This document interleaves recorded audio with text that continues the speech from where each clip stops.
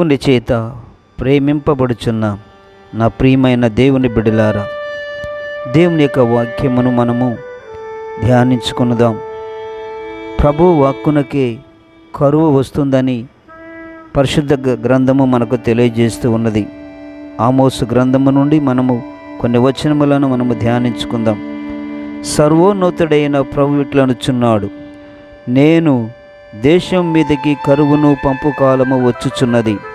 అది కూటికి నీటికి కరువు కాక ప్రభు వాక్కునకు వెనుకపోటయే కరువు వచ్చుచున్.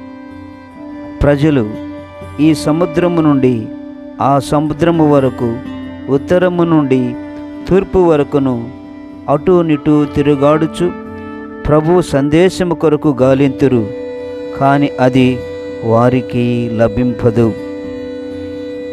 ఆమోసు గ్రంథము 8వ అధ్యాయము 11, 12 వచనముల్లో దేవుని యొక్క వాక్కును గురించి వ్రాయబడి ఉన్నది. ప్రియమైన దేవుని బిడ్డ, సమయము ఉన్నప్పుడే మన జీవితాలను సద్వినియోగం చేసుకుందాం.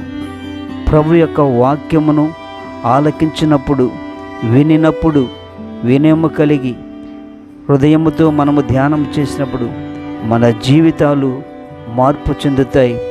ప్రభు అయిన యేసుక్రీస్తు మన హృదయములోనికి ఆయన వచ్చి ఆయన మనలను దీవిస్తాను, ఆశీర్వదించుటకు ప్రభు సిద్ధముగా ఉన్నాడు. అయితే మనము ఆయన స్వరమును ఆలకించుదాం, ఆయన మాటలను ఆలకించుదాం. మన జీవితాలను ప్రభువునకు సమర్పించి ఆయన వెలుగయ్యున్న దేవుణ్ణి మన జీవితాలకు వెలుగుగా మార్చుకుందాం.